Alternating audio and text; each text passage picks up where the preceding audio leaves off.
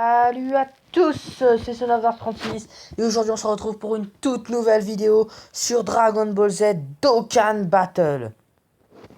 Donc aujourd'hui je vais vous parler du jeu et de ce qu'on peut faire sur ce jeu. Donc dans ce jeu, on va pouvoir créer son équipe avec des personnages qu'on va euh, avoir en récoltant des pierres du dragon qui sont juste là. En haut à droite, les sortes de petits cristaux oranges qu'on va récolter en faisant des quêtes là, comme je vais vous montrer là. Donc là, il y a des quêtes, il y a plusieurs quêtes. Donc vous allez commencer ici. Donc vous allez avoir plusieurs quêtes. Donc au fur et à mesure que vous allez avancer, vous allez débloquer d'autres niveaux et remporter des pierres du dragon. Donc avec ces pierres du dragon, vous allez pouvoir faire des invocations euh, qui vont euh, qui vont être disponibles. Donc il va y avoir plusieurs invocations. Donc soit des événements qui vont apparaître, qui vont rester très peu de temps, ou soit des invocations qui vont être là très longtemps, comme celle-là. C'est un événement qui reste jusqu'au 16 mai. Donc dans cet événement, c'est une multi-invocation à 30 pierres du dragon. Parce que on peut faire soit des invocations qui prennent 5 pierres du dragon, soit des multi-invocations qui prennent 50 pierres du dragon, comme là. Sauf que là, c'est une exclusivité où les multi-invocations ne sont qu'à 30 pierres du dragon. Il y a aussi d'autres invocations qu'on appelle les invocations d'amis, comme celle-là. Donc je vais faire une multi-invocation d'amis pour vous montrer ce que ça fait les multi-invocations d'amis. Donc désolé, je dois supprimer quelques personnages parce que j'en ai en trop. Voilà, voilà, voilà. Voilà. Donc hop, on retourne sur le menu des invocations. Hop, donc voilà, une multi-invocation d'amis. Donc les personnages que vous allez avoir dedans, sont des personnages souvent très faibles, qui sont pas très importants, qui vont pas du tout vous servir dans votre équipe.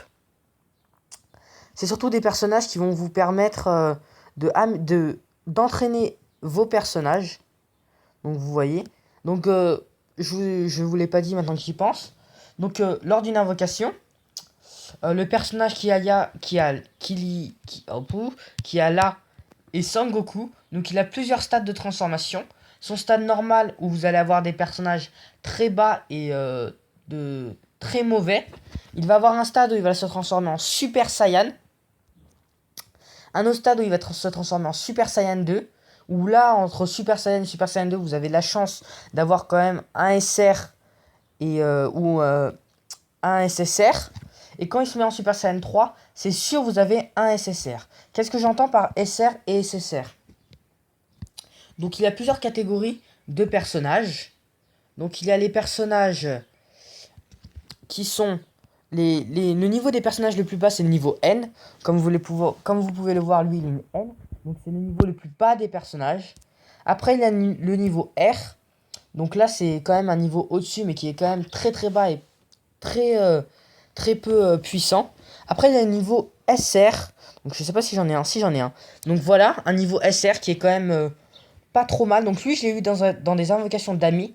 Donc il peut quand même se mettre en Super Saiyan dans les invocations d'amis. Vous pouvez récupérer quand même d'assez bons personnages au début du jeu qui peut vraiment vous aider. Comme là, on peut voir ses stats 4500 d'attaque, 4500 de PV, désolé, 2500 d'attaque et 2900 de défense. C'est vraiment pas négligeable pour un début du jeu. En plus, il est éveillé. Et après, il y a les SSR, donc comme lui. Lui, donc j'ai pas mal d'SSR. Donc les SSR sont des super rares. Donc il des cartes très puissantes de base. Donc lui, SSR, il est de base. Donc il est vraiment très puissant. Donc c'est vraiment des personnages qui sont très puissants et qui vous aident beaucoup dans le jeu. Et après, avec vos personnages SSR, vous pouvez les faire éveiller. Donc regardez, on peut les faire éveiller en récoltant des médailles d'éveil qu'on trouve dans les quêtes. Donc éveil, hop, je vais sur le personnage SSR et on peut les faire éveiller. Donc là, on peut le faire éveiller avec des médailles d'éveil, mais j'en ai pas. Du coup, je peux pas. Mais on peut les faire éveiller. Et au moment où on les fait éveiller, on obtient un personnage UR. Donc lui, maintenant il est éveillé UR. Donc c'est un personnage qui est vraiment super puissant. Il tue tout le monde, quasi tous les personnages en une attaque. Donc si en plus vous arrivez à faire une attaque spéciale, vous allez pouvoir faire vraiment de gros dégâts. Donc après, certains personnages peuvent avoir un éveil d'Okan. Qu'est-ce que j'entends par un éveil d'Okan? C'est un éveil qui va permettre à un de vos personnages, comme j'ai pas de personnage, si lui, regardez. Lui, je l'ai. Donc ce personnage-là, je l'ai fait éveiller. Voilà, je vais vous montrer. Hop, lui, je l'ai. Vous voyez? Il faut l'avoir en SSR. Donc d'abord, il est en SR. Il faut réussir à le faire réveiller en SSR. Au moment où il arrive en SSR, il va falloir que vous récupériez dans des niveaux des médailles d'éveil très spéciales pour pouvoir l'éveiller en éveil d'Okan et réussir à récolter toutes ces 20 médailles d'éveil là. Et vous allez pouvoir faire un éveil d'Okan sur ce personnage pour qu'il devienne celui-là, donc Super C16, Super C13, désolé, qui va devenir un personnage encore plus puissant et encore plus dévastateur, quasi imbattable même. Donc c'est tout par rapport aux éveils qu'on peut faire et les types de personnages.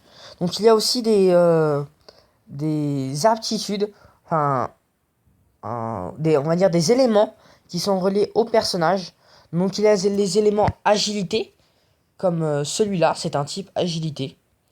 Il y a le type tech, donc extrême tech parce que je l'ai fait éveiller, donc le type tech. On a aussi le type intelligence, le type puissance, donc voilà avec mon personnage, mon leader, et le type endurance.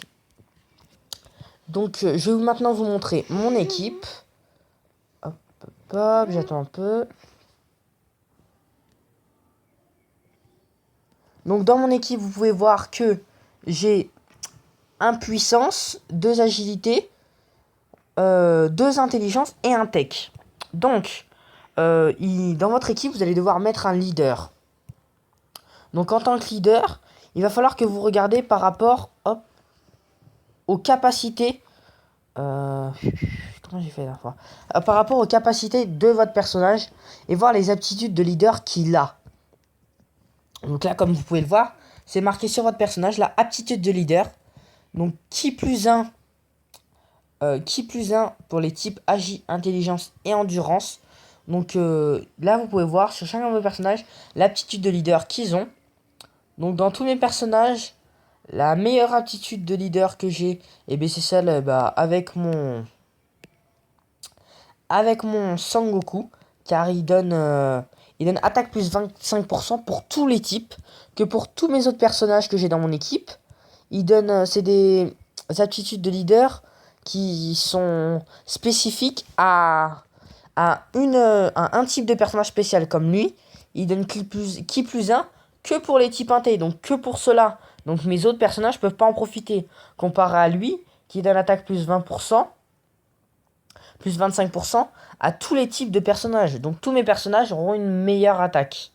Après, il y a aussi les aptitudes passives, qu'on va aller voir là. Hop, aptitude passive, qui là s'active automatiquement lorsque votre personnage arrive pour se battre. Donc là, aptitude passive, Fureur Saiyan, donc attaque plus 50% lors d'une attaque spéciale. Ce qui veut dire que lorsqu'il va faire une attaque spéciale, par contre les aptitudes passives marchent que pour le personnage en question, ou pour plusieurs personnages, mais c'est très spécifique. Donc là, ça fera 50% d'une attaque spéciale en plus. Donc c'est vraiment énorme, c'est super puissant. Et il y a quoi d'autre? Donc voilà, donc je vous montre mon équipe avec laquelle je joue. Donc là, ces personnages-là sont très bien pour mon équipe. J'ai juste pas d'endurance, pas de personnage de type endurance. Donc c'est ce qui me gêne un peu, parce que j'aimerais bien avoir une équipe Rainbow comme on dit. Donc qui veut dire que j'ai tous les types dans mon équipe, donc puissance, agilité, technique, intelligence. Donc il manque l'endurance, mais j'ai pas d'endurance de bons personnages endurance. J'ai vraiment que des personnages très faibles niveau endurance. Donc c'est que des rares. Du coup je veux pas trop les mettre. Du coup je préfère rester avec cette équipe pour l'instant et attendre d'avoir vraiment un très bon personnage rare. Un très bon personnage de type endurance pour pouvoir améliorer mon équipe et lui donner vraiment un bon niveau.